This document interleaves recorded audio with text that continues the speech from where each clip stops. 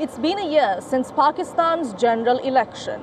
Though political stability remains a far cry, former Prime Minister Imran Khan has written to the country's army chief while in jail, citing a few issues that include election fraud as well as the state of the judiciary. Khan falls back on the military to assist and intervene in this dire situation. Not the judiciary or legislature. Former Prime Minister Imran Khan, who's been in jail since August 2023, facing multiple legal battles, calls on the army chief for help. Amid big protest plans by his party 1 year after elections and his own complaints of injustices inflicted by the Shehbaz Sharif government, he highlights what he calls a growing gap between the army and the people. Imran's letter raises alleged rigging and so-called stealing of the elections a year back. He talks of the crackdown on PTI workers and supporters by the Sharif government and state institutions working against his party and its leadership. Imran cites the 26th constitutional amendment used to control the judiciary, the state of the economy, and muzzling of freedom of speech through restrictions on social media and the internet via the Pakistan Electronic Crimes Act. As expected, the Pakistan government rejected Khan's charges. The army itself said a day later that it had never received such a letter. What stands out, however, is both Prime Minister Sharif and Imran Khan turning to the army for resolution of issues and underscoring that it is Rawalpindi that calls the shots in Pakistan. As far as Pakistan is concerned, army is the ultimate arbiter of its destination. And that fact is realized by virtually one and all.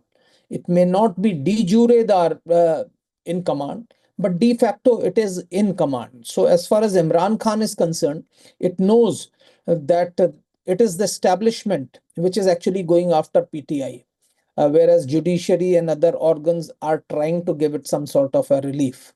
In fact, the manner in which PTI activists, even civilian activists, have been tried in the army courts actually raises serious questions about the constitutional validity of these trials. Amid this political tug-of-war, Pakistan's judiciary remains in a state of disarray. Lawyers in Islamabad staged protests this week over transfer of 3 judges from the Lahore High Court to Islamabad High Court. Lawyers in Lahore also plan a protest march on the 10th.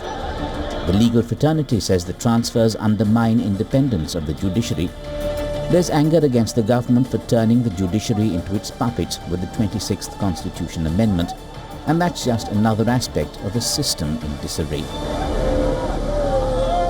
Its salvation only lies in having good economic and political relations with India, because that would negate the eminence of army in the body politic of Pakistan. That will actually take it away from the permanent begging bowl that it has. But that doesn't seem likely at this point of time.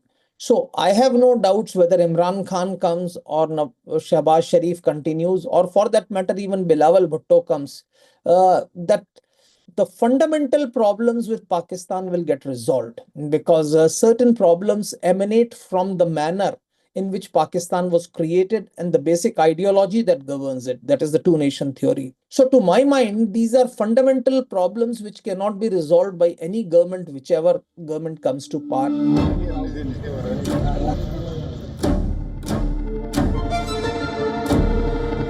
Terrorist activity at new highs in Balochistan and Khyber Pakhtunkhwa as political warring turns more and more bitter in Islamabad and Lahore amid punches and counter-punches for control of the judiciary.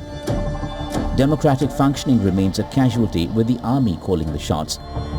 And the economy remains unable to pull itself out of dire straits. The Pakistan story finds itself in hot water all around.